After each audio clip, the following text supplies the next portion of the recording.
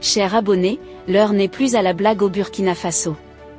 Le capitaine Ibrahim Traoré a déjà dépassé les attentes du peuple burkinabé avec ce qu'il a fait en 2 ans. Actuellement, il est passé à un niveau très supérieur et vient de lancer un coup de soulagement à la jeunesse. En 2024, il avait lancé une opération de lutte contre le chômage des jeunes en soutenant massivement des jeunes entrepreneurs, des entreprises existantes et ouvrant le recrutement massif direct des jeunes à la fonction publique. Les amis, cette année 2025 s'ouvre avec le lancement du recrutement direct de plus de 11 000 jeunes à la fonction publique au Burkina Faso. En effet, le président du Burkina Faso, le capitaine Ibrahim Traoré, a présidé ce mercredi 22 janvier 2025 le Conseil des ministres. Pour le compte du ministère de la Fonction publique, du Travail et de la Protection sociale, le Conseil a adopté un rapport relatif à une demande d'autorisation de recrutement d'agents sur concours au titre de l'année 2025. Cette autorisation fixe à 11 404 le nombre de postes à pourvoir en 2025, contre 11 320 en 2024, soit un accroissement de 0,74%. Les 11 404 postes se répartissent ainsi qu'il suit: 4 348 postes à pourvoir pour les concours professionnels en 2025, contre 4 534 en 2024.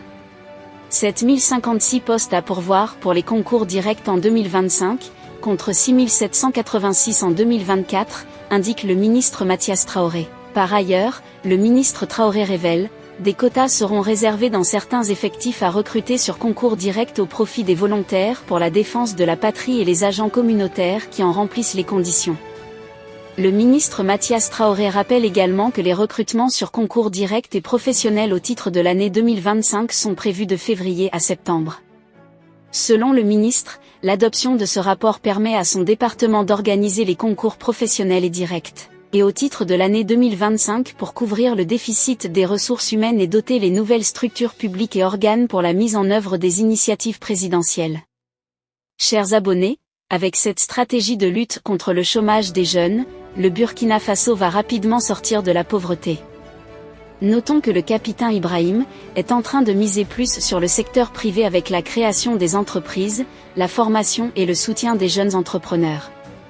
La jeunesse burkinabé n'a pas tardé à exprimer leur joie pour ce coup de soulagement qui leur fait sortir du chômage. En plus des entreprises de transformation de tomates, de traitement des résidus miniers, de production du riz de haute qualité ouvert en 2024, une entreprise de fabrication des véhicules électriques a déjà commencé sa production, et les premiers véhicules Itawa marque Sahel ont vu le jour en ce mois de janvier 2025. Je vous laisse d'abord écouter cet extrait. Au volant pour l'essai inaugural, le ministre Serge Gnagnou Poda, en charge de l'industrie. Ceci est un véhicule de marque burkinabé 100% électrique, capable de parcourir 330 km après seulement 30 minutes de charge. La Itawa native, pur produit découlant de la gamme variée de la société burkinabé de véhicules électriques Itawa. En choisissant Itawa, vous ne choisissez pas seulement un moyen de transport, vous choisissez une vision, un mouvement vers une mobilité durable. Vous devenez partie intégrante d'une communauté qui valorise l'innovation, la qualité et le respect de notre environnement. Chaque fois que vous prendrez le volant d'un véhicule Itawa, vous participerez à une aventure collective, celle de construire un Burkina Faso plus vert et plus prospère. Également présenté à cette cérémonie, la Itawa Sahel. Cet autre élément de la révolution lancée par ses promoteurs nationaux, conçu avec l'expertise des ingénieurs burkinabés. Cette démarche qui se veut un symbole d'espoir du peuple burkinabé en matière d'innovation technologique entre en droite ligne de la vision des plus hautes autorités sous le leadership du capitaine Ibrahim Traoré. Et en plus de cette nouvelle très historique au Burkina Faso, les 3 présidents des États du Sahel AES, à savoir le général Assimi Goïta, le capitaine Ibrahim Traoré et le général Tiani ont lancé une armée conjointe de plus de 100 000 hommes pour lutter contre le terrorisme et protéger les richesses des 3 pays. Je vous laisse d'abord écouter cet extrait et on revient après pour la conclusion. La famille, enfin c'est fait. Le Mali, le Burkina Faso et le Niger annoncent la création d'une force unifiée composée de 5000 soldats et ce n'est que le début. Au-delà de la lutte contre les groupes terreau, retenez bien ceci. Quiconque attaque l'un des membres de l'AES verra les 2 autres intervenir militairement pour le défendre. Et je pense que c'est le premier véritable pacte de défense mutuelle en Afrique comparable à l'OTAN ou à l'Organisation de coopération de Shanghai, où une attaque contre un des membres équivaut à une attaque contre tous. Et pour protéger leurs frontières, ils lancent officiellement cette force unifiée. Et demain, ce ne seront pas seulement 5000 soldats, mais peut-être 100 000 mobilisés pour leur sécurité et leur souveraineté. Pourquoi pas? Ce pacte renforce la dissuasion. Bien sûr, sur les réseaux sociaux, les trolls jaseront et critiqueront, mais l'AES vient de poser un acte historique, un signal clair de solidarité et de résistance collective. À ceux qui restent aveuglés, enfermés dans leur déni ou leur soumission, tant pis, mais la locomotive est lancée et rien, absolument rien, ne peut freiner l'AES.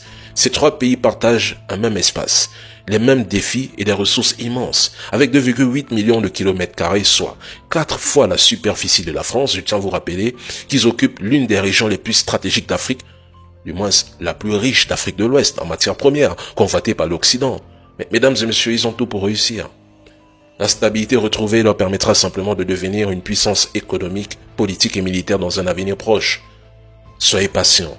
Et si vous ne l'êtes pas, eh bien, je le suis. Alors, dites-moi, n'êtes-vous pas heureux de vivre à une époque où l'histoire s'écrit sous vos yeux? Moi si. Chers abonnés, c'est là en quelque sorte l'information que nous avons pour vous aujourd'hui concernant le Burkina Faso et l'AES. Que pensez-vous de cette révolution qui va complètement changer l'histoire africaine? Laissez votre avis en commentaire. Si vous avez trouvé la vidéo intéressante, cliquez sur j'aime et partagez à vos amis. Mais n'oubliez pas de vous abonner et de cliquer sur la cloche de notification pour ne pas rater mes prochaines vidéos.